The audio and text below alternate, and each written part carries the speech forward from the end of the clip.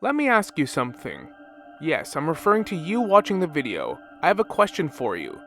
Do you recall Acheron and Welt's conversation in Penacony? When they were reminiscing about Honkai Impact 3rd, Welt talks about a man named Kevin, and he states this: he was a sun chaser of legend, soaring towards the sky and embracing his final victory with his fall. Now let's fast forward to our current game in Amphoreus in 3.3. Most of the Flame Chasers are now dead. The Flame Chasers, moth to the flames, destined to die the deaths told by the prophecy. Obtaining their core flame, there will be one of the 13 to usher in the new era, Era Nova. This being the champion of Amphoreus, Phainon, the Deliverer, because there must be somebody to usher in the new era, to bring the new dawn. Now I know I've talked a lot about Phainon on this channel recently, but for good reason. And with our most recent story, I want to talk about the Lord Ravager of Amphoreus, Phainon, or whatever his true name actually is. The Lord Ravager known as Sun Devourer, and Amphoreus is a prison for this Lord Ravager. Now I know I've made some theories talking about how Phainon could be Nanook, and this could be the story of Nanook's ascension, but I've already made those videos. In this video, I want to talk about Phainon becoming a Lord Ravager known as Sun Devourer. There is an incredible amount of information here that points towards this. Obviously, this was foreshadowed by Welt a little bit, but let's look at all the details here. Let's start with Lygus and what he tells Phainon at the end of the quest. Lygus talks about how he's become a most loyal reader of this epic. We know that Amphoreus is somewhat trapped within a memory loop type thing. We don't know if it's past, present, or mixed. But this current iteration of Phainon is confused. The gaze of distant stars, what are you talking about? Lygus cryptically says, one day you will understand, but not now.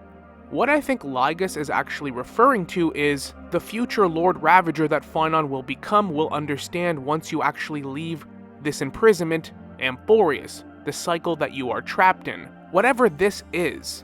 At this moment, please discard this observer and finish what you must, Lord Phainon.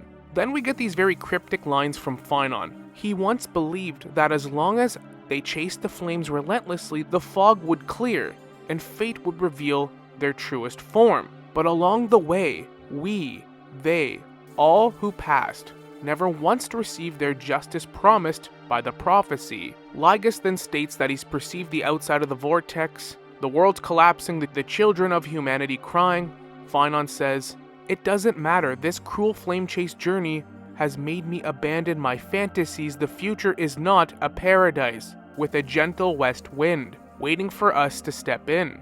If what lies ahead is a mass of chaos, I will tear it apart. Then usher in the first ray of blazing sunlight. I shall bid farewell to one, and that person alone will witness the miracle. Such is the will of fate. Yet this time, will an epic with endless cycles. Now let's explore the obvious information here to start. Firstly, we know there's a Lord Ravager at play in Amphoreus. This is confirmed by Herta and Scrulum now. We also know that the Black Tide, this mysterious phenomenon just absolutely wreaking havoc and destroying Amphoreus, is in fact the anti-organic equation. One of Rupert's scepters is confirmed to be within Kefali, the world-bearing titan. And we know that the skies of Okama were never clear. It was never truly this very bright, safe haven place that we thought.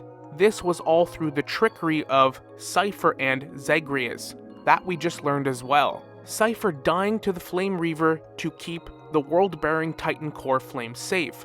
And Phainon is the one compatible with the world-bearing core flame. He's about to inherit this core flame. If Kefali is compromised by one of the scepters, and hence the Black Tide, aka the anti-organic equation, Phainon might be inheriting a very corrupt core flame, or it might have been tampered with, but we know that Phainon is also turning very cynical towards the end of this quest. He is definitely not the happy, optimistic, we can overcome anything type protagonist we started this journey with. Phainon is supposed to represent the best of humanity, the most imperfect perfect human. All of the flame chasers put their eggs in his basket. He is essentially the guy of Amphoreus to usher in the new era, the Deliverer. And the way they word it so cryptic too.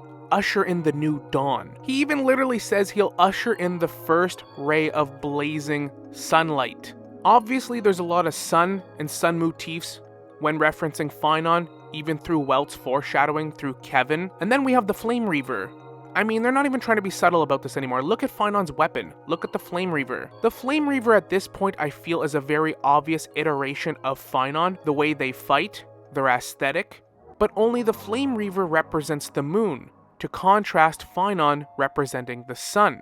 Also, the Flame Reaver knew exactly where to strike Mighty. That's because Mighty back in 3.1 told Phainon how to kill him if he ever needed to. The Flame Reaver seems desperate now to keep the cycle going. The sky has returned to its rightful place. This world must be reset. And then before Cypher died, she led the Flame Reaver on a very cat and mouse-like chase, trying to deceive him.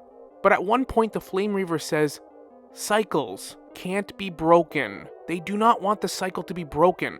Why? That's very interesting, especially if this is another iteration of Phainon. What I think the Flame Reaver is Phainon, but a fraction of himself. I believe Phainon is split into two. We know that Amphoreus is in the shape of an infinity sign, but it's a Mobius strip. It's a time loop, endless cycles of the Flame Chase journey, where the Flame Chasers inherit a core flame, become Titans, rinse and repeat. At this point, like I talked about, they're not even trying to hide the fact that this is Phainon, but a different version. The Chaos version. The moon to Phainon's sun. But I'll explain at the end of the video what I think's going on here, why Phainon can be in two places at once, and it will make a lot more sense. Now, to make this easier, let's do process of elimination. Selenova kinda sounded intriguing to be Phainon, but Selenova is confirmed a female. We know that the Lord Ravagers all have different aspects of destruction, like Phantilia destroys from within. She can take control of your body like she did with Tinuin, destabilize a world from within. Iron Tomb's more technological. There's a few unnamed Lord Ravagers, I guess that's always possible. Then we have Zulo that was killed by the Galaxy Rangers, we learned this on Penacony. And then Zephyro. And due to process of elimination, that leaves us with Sun Devourer. Now, what do we know about Sun Devourer? This Lord Ravager is linked with stellar destruction. According to the Intelligentsia Guild, a third of the stars in the Ivana chain were extinguished by an unknown force nearly 300 years ago. Now, a lot is unknown about this Lord Ravager, but it's stated that planets and stars surrounding wherever it goes are deprived of light and left in total darkness, and the Antimatter Legion then attacks and destroys, leaving different star systems and cosmos in complete darkness. The destruction of the Ivana star system is remembered as one of the most appalling sins committed by the Antimatter Legion, and the very few survivors of this star system then gave this Lord Ravager responsible the nickname Sun Devourer. Now, naturally, when you look at Phainon and what he's all about, all the sun motifs and references even through Welt talking about Kevin, the reason this Lord Ravager makes the most sense is because it's like a sad irony. It kind of represents what Phainon's all about. The ultimate good guy, the hero, that clearly they're building him up to fall from grace. And just through his conversation with Lygus at the end and how he slowly started to be more cynical throughout this last quest, it seems like he's starting to lose hope. Phainon's a guy that's been suffering since the beginning. In Amphoreus, he hails from Ides Elysia, a frontier village isolated from the world. A nameless hero of the Chrysos heirs carrying the core flame of the world-bearing, memorizing the ideals of this world, to carry everyone's fate and bring the first light of dawn to the new world. But, should dawn have never existed, yet the fires of rage burn his body to ash and transform into the blazing sun of tomorrow.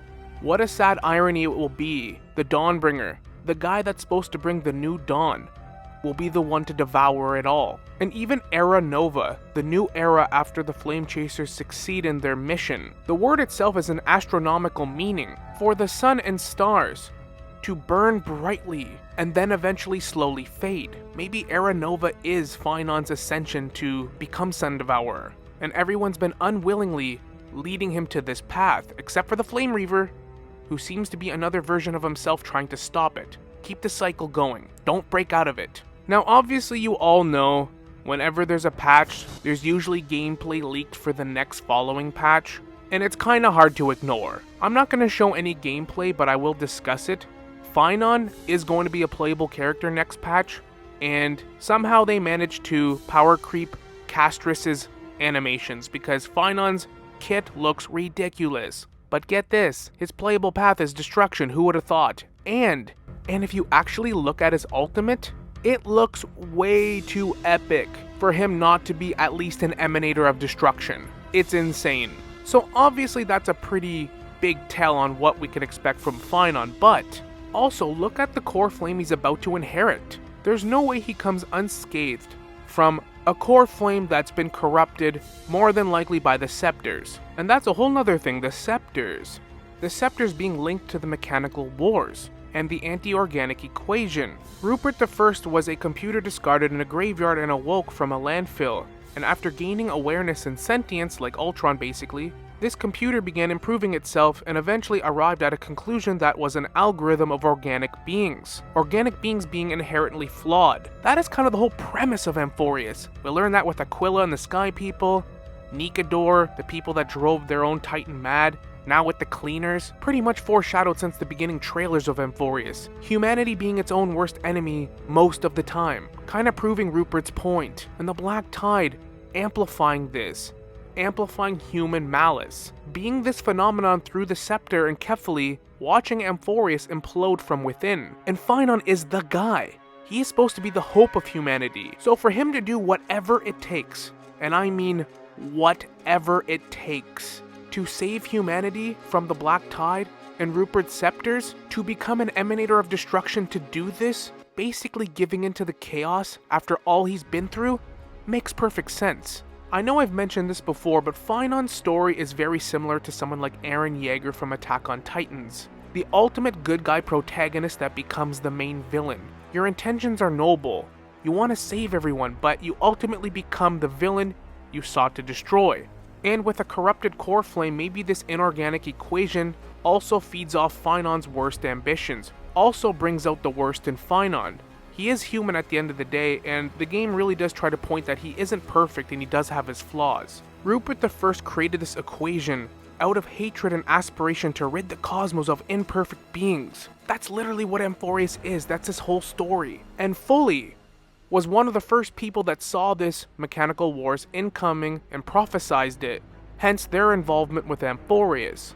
Lygus could be an extension of Rupert. We don't even know.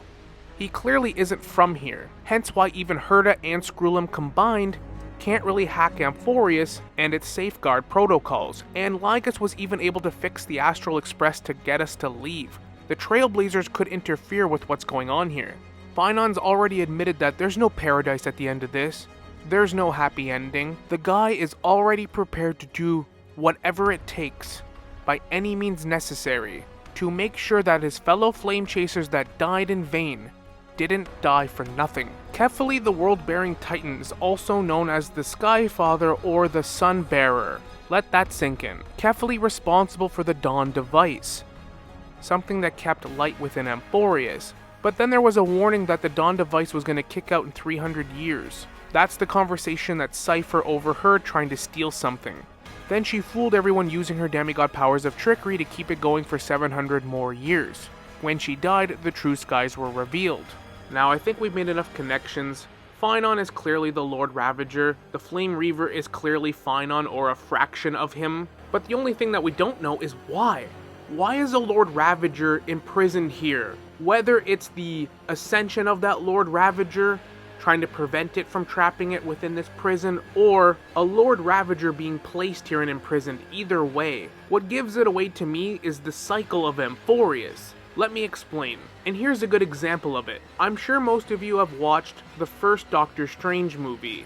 Basically, in that movie, there's this celestial demon known as Dormammu that's gonna devour the world. Nobody on Earth is even remotely powerful enough to stop it. But Doctor Strange, using the Time Stone, traps Dormammu within the same minute, to repeat the cycle over and over again, where Dormammu kills Doctor Strange, he comes back, Dormammu now trapped within that moment in time as Doctor Strange's prisoner, now forced to bargain with Doctor Strange for his own freedom Amphoreus is kind of like that, but even more interesting and intriguing because the Lord Ravager has been contributing to his own imprisonment, which is fascinating.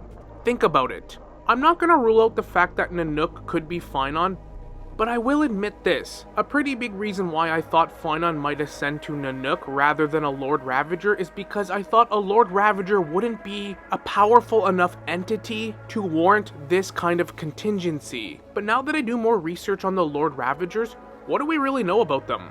Nothing. Why? Because anywhere they've ever gone, nothing survives. They eradicate entire star systems. These guys are no joke. So looking at it now, Amphoreus does seem like a pretty realistic measure to actually imprison one of these guys.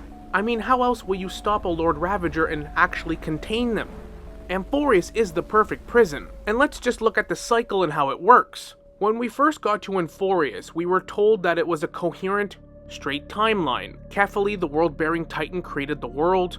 Other titans followed: the sky, earth, ocean titans, justice, passage, time. Humans thrived, and then the 3 titans of calamity came. Humans started to die and fight.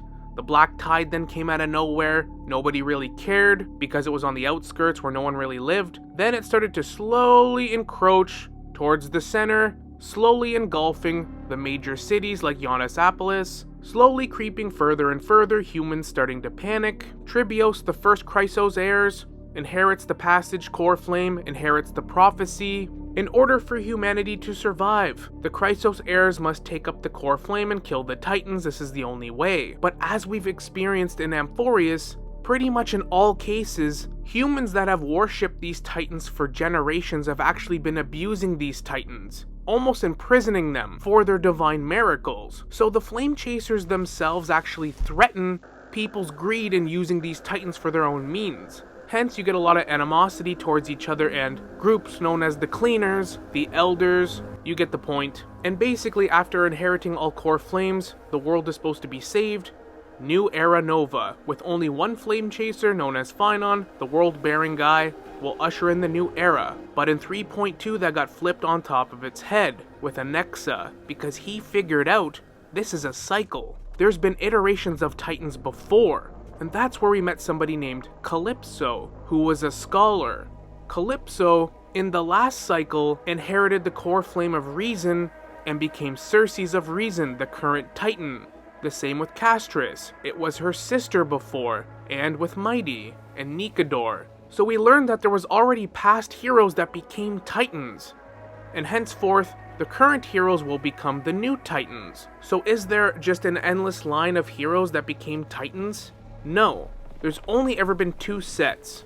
It's like 2 sides to a coin. Remember, Amphoreus is a Mobius strip in the shape of an infinity logo.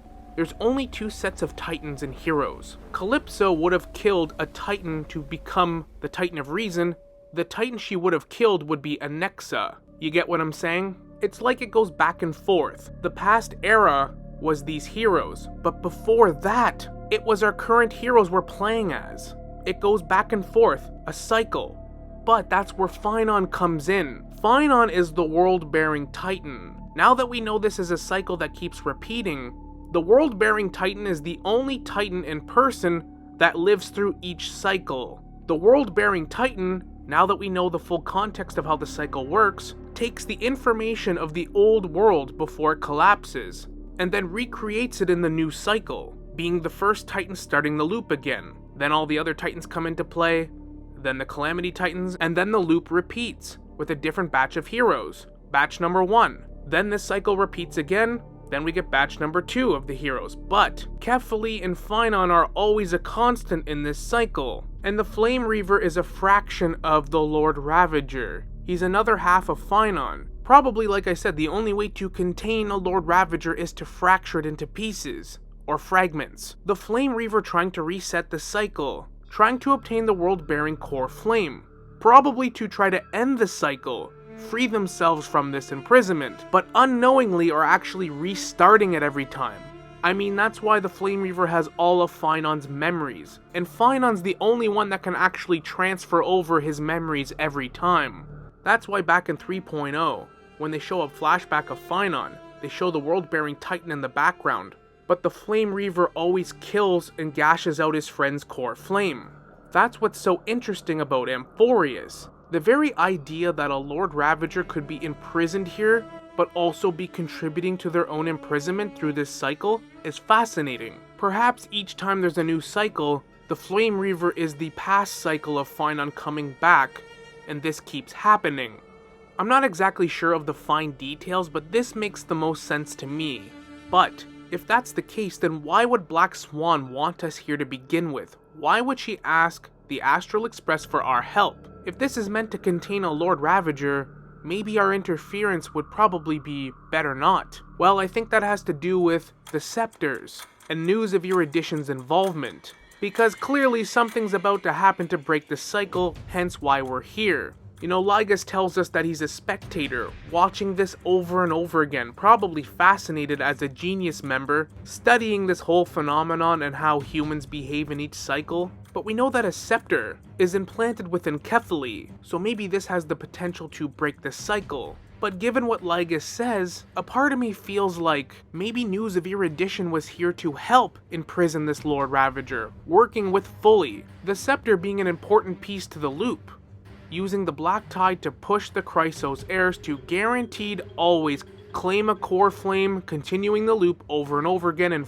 and fully packaging it all together like Pandora's box for a Lord Ravager. And on my last video recapping 3.3, some of you left comments about some memory bubbles, and honestly, without your comments, I wouldn't even have known they were there, so thank you for that. And these memory bubbles just sort of confirm what I've been saying. The first memory bubble talking about Lygus and the barrier that Lygus put up, which is why Herta can't quite breach it yet. Screwlum's working on hacking in. Lygus basically having a firewall up for Amphoreus. But what's interesting is Screwlum states that the other barrier is time itself, which again just confirms what I've been saying for months now.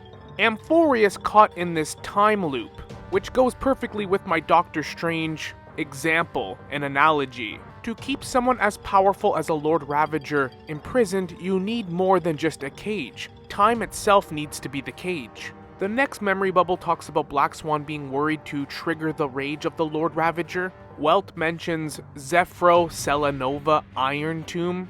Welt hinting towards one of these three Lord Ravagers to be behind Amphoreus, but I think that's too obvious. Like, if they're gonna tell us these three names, that to me makes it more believable that it's Sun Devourer, since it's a sad irony for Phainon. Whichever one it is, when it erupts, countless lives will surely be lost. Further going along with what Phainon said cryptically at the end, Phainon losing himself throughout the quest, there will be no paradise at the end of this journey. Herta even referring to Amphoreus as a safety box. After all, three forces at the Emanator level, or even higher, keeping the nanook allegations still alive.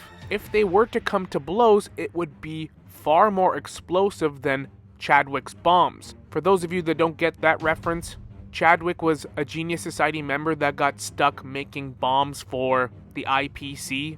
A very not so subtle reference to Albert Einstein pretty much being forced to make the atom bomb. Kinda messed up. I talk about that more in my Genius Society video if you want to learn more about that stuff. But I actually thought that was a funny Easter egg. The next memory bubble talks about the colossal system of the Emperor's scepter, Rupert II, the collection of scepters, operating on anti-life. You know, we've went over the anti-life equation in both my last recap and even in this video. The world inside the scepter gradually descends into madness. After centuries of extrapolation, the scepter could run amok, initiating another calamity driven by inorganic life, its operator, or perhaps another Rupert hidden from the world. Rupert III, oof. At the end, when we're talking to Cyrene and Lygus with Phainon in the Vortex of Genesis, this could very well be three emanators all in one place. The Destruction, the Remembrance, and the Erudition. The Scepters could very creatively be used right now to actually help Amphoreus with this cycle and time loop, because the Scepters bring about calamity. Amphoreus needs to be pushed into calamity to usher in the new era, and the cycle continues. Using the scepter, it's calamity, the anti-organic equation, but then integrating time and memory into the mix. you can essentially force the Chrysos heirs into claiming a core flame, continuing the cycle, in urgency because, well, you're in a calamity. The Black Tide is pushing you to the brink to claim a core flame, become a Titan, restarting the loop, hence keeping this Lord Ravager imprisoned. So in conclusion, I think all of this information I've given you and all we've discussed in this video points towards Phainon pretty much confirmed to be a Lord Ravager. I still think Sun Devourer is the most likely option. It makes the most sense to me, has the most meaning. I think that would have the most twisted, ironic meaning. The symbolism is there, but Phainon could also be one of these other Lord Ravagers too. And Phainon becoming Nanook is not out of the question. I think it's less likely now, but still, it's definitely not off the table. One last note I want to leave before I wrap up the video. Another potential option that could be happening here is the birth or ascension of a new Lord Ravager. One that's not in the history books yet. One that doesn't have a name and nobody's talked about. This will be a completely new Lord Ravager introduced in the game. That would be an interesting twist too. Phainon being the perfect cliché hero, imprisoned in a world contained by a scepter in the Black Tide, amalgamated with memory and time to trap him in Pandora's box, integrating him and making him a part of the loop, having him be the hero, fulfilling his own imprisonment by obtaining the core flames and helping the 13 flame chasers along their journey each cycle. But each cycle, Phainon becomes more and more twisted and mad, being fractured into two pieces into two sides. But Phainon always going into the next era, carrying over the last memories. This type of imprisonment is genius, it's interesting, and it would be enough to turn even the most righteous hero insane person, a good guy like Phainon, mad, crazy, and have them descend into absolute chaos or destruction. Either way, in next patch, if you've seen Phainon's gameplay again, it seems like he's able to harness each core flame, which looks badass.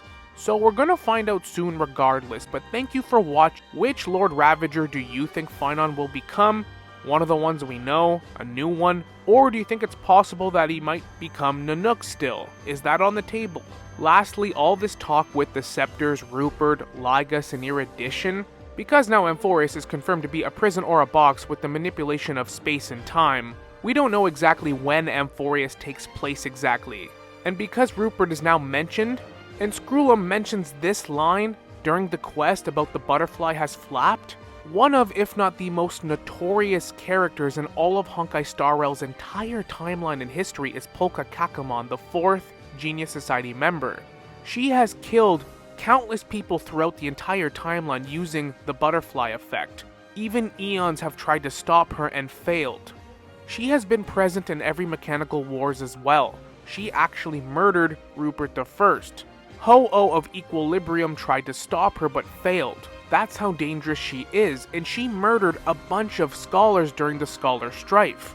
Amphoreus might be this very secret world within the Honkai Star Rail cosmos, but Polka Kakamon is definitely one person that could breach this world, even if it is a prison for a Lord Ravager. And if a scepter is at play here, then it chronologically and lore-wise makes sense for her to potentially make an appearance here and murder specific individuals. Just thought that was also something interesting to note. I can talk more about Erudition's side to this whole story in another video if that's something you guys want, but on that note, thank you so much for watching. I hope you enjoyed the video. Like and subscribe if you'd like to see more content like this, and as always, we will see you all in the next one. Later.